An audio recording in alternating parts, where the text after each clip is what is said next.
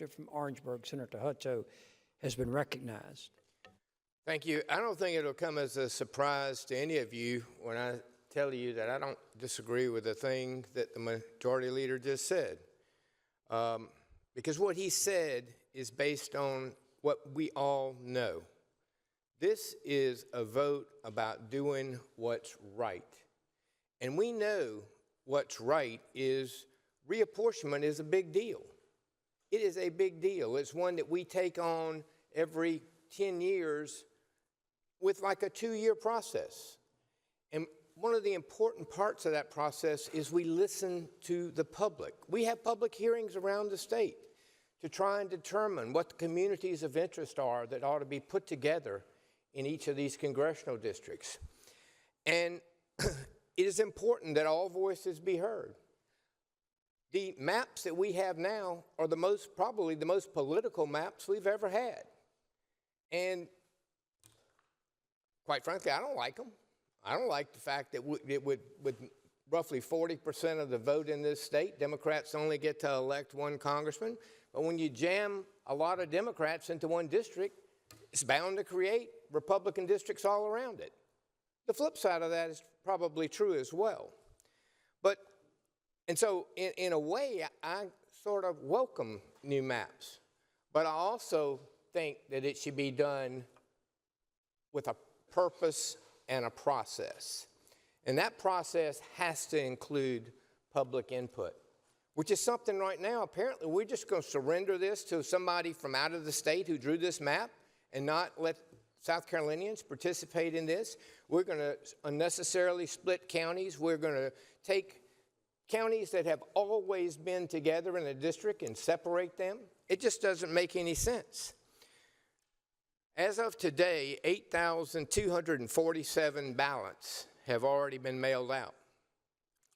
Hundreds have already been returned.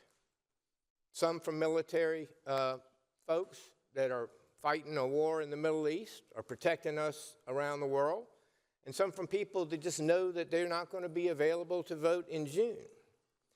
But if we go forward with the possibility that we're going to extend the debate on reapportionment and then come up with new maps, it's almost guaranteed that we cannot have congressional races in June.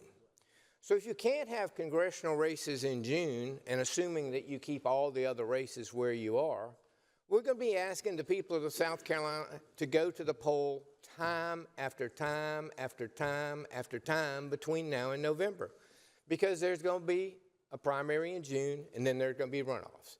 And then there's going to be a primary in who knows when, but let's say August or September, and then there's going to be runoffs, and then there's going to be an election in November. That is unfair to the voters of South Carolina. You know, we have just gone through an effort to make sure that municipalities vote on major election days and not create these random election days that would call on people to go out and vote, which it guarantees that the turnout is going to be low. You know, when people vote consistently on 2 days, the primary day and the election day, we get the best turnout. And when you get the best turnout, you get the best process that works for all of the people. There are candidates out there now who have spent hundreds of thousands, if not millions of dollars, basically on thinking that an election is going to take place in June. There are individual citizens in your district who have been knocking doors, who've been making phone calls, who've been working diligently for an election in June. And to pull the rug out from under those folks now is not the way that we do things. The bottom line is it's just not right. What if we do have to have 5 elections between now and November? How much is that going to cost? Well, the answer is millions. And who else is going to be, are we going to call upon to sacrifice? And those are the people that work the polls every time. It's hard enough now in some places for us to get election workers who are willing to take off 2 days a year and monitor the elections and serve as our dedicated election workers. And now we're going to ask them to take off 5 days for June primary, a June runoff, August or September primary, an October runoff. And then we're going to have the runoff in the congressional race jammed so close to the election, there's really not going to be a whole lot of time left to campaign for those. Some people are probably going to have primary opposition in a congressional race if it's reapportioned, and some may not. And so whoever is left standing after that last runoff is going to have very little time to respond to whoever the other party is nominated that may not have had a primary. So voter fatigue, election worker fatigue, the cost to this state, all of those things should weigh on our minds as we make this decision. Beyond that, we have not anticipated in this budget that we're going to need that much money for elections. I don't think we have it in the budget to run 5 elections for the rest of this year. We know that we were planning to run a primary with a runoff and then an election, and we've got that in the budget, but we didn't have this extra. On top of that, who in here believes that if we do this, it's not going to be challenged in court? We know it is. Well, there's another $1 million that we're going to have to budget to defend a process that is flawed from the outset, one that didn't have any public input, didn't have any public hearings, didn't take testimony about what communities of interest the voters want us to take into account as we draw these lines. We are basically, I remember it was just last week when somebody said, have you seen the map? Have you seen the map? Do you want to see the map? That is no way to run a railroad when we got to sit around and wait till the last minute to see a map that somebody not from South Carolina drew and said, here's what you've got to pass. That's not, we don't give up our rights as senators to decide what's best for the citizens we represent. We don't just take documents from Washington and say, thank you, sir. Thank you, ma'am. We are the deliberate body who, in essence, is supposed to represent the will of our constituents after we've heard from them. Half the people of South Carolina haven't even seen these maps yet. They're running races. People are knocking on doors right now, running races that they believe they know where the district lines are, and are going to be really surprised to find out that they aren't anywhere close to where they used to be. That 5 points is going to be lumped together with Rock Hill, that Clemson and University of South Carolina might be in the same district. I mean, there are variations in this map that have never been seen before. I mean, we've had reapportionment over the years, but almost always the upstate and Greenville and Spartanburg have been together, York and Cherokee and Union and Lancaster have sort of been together. There's always been some coastal districts and a Midlands district.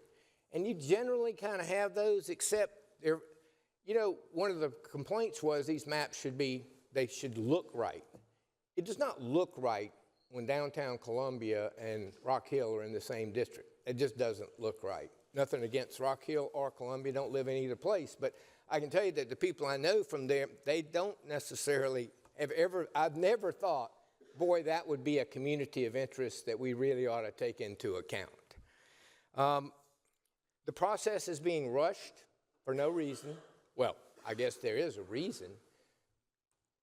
And this gets to something the majority leader said. Is the reason to further pit us against one another?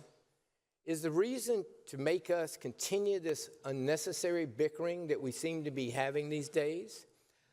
I will tell you, and you know, that the best work of this Senate is done when we work together. The major bills that have been passed in this Senate in the last, well, this entire century have been bills that have enjoyed bipartisan support because they've had buy-in from all of the citizens across this state, not just a handful of citizens here or there. It's important that all voices be heard.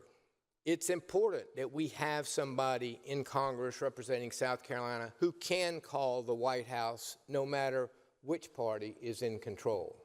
You can look back at things that have happened that we have enjoyed the ability to talk to the White House with a Republican majority in control, and there are things that Congressman Clyburn was able to get done when the Democrats controlled the House, yet the Republicans controlled the presidency.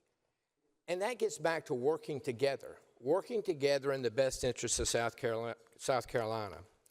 So I'm just telling you, if you think about what's right's not to rush something as major as reapportionment. What's right is not to take a map that somebody else gave us without having public input. What's right is not having a map that doesn't contain communities of interest.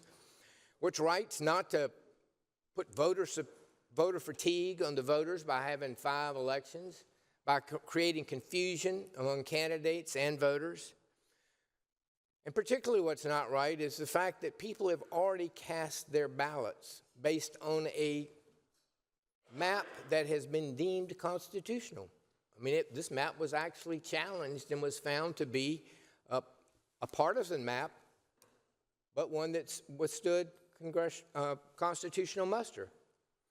So I just want you to know that if you really want to look back on the consequential votes that you've taken in your time up here, and some of you have been here a few years, and some of us have been here a lot more, this is going to be one of those consequential votes that you're going to have to go back and think about over time, maybe explain over time, maybe wrestle with over time. All I ask you to do is do not what you think is partisan, not what you think somebody from out of this state wants you to do, but do what you know is right. Thank you. Senator from Richland, Senator Jackson, what purpose you raise? Because I'd like to be heard.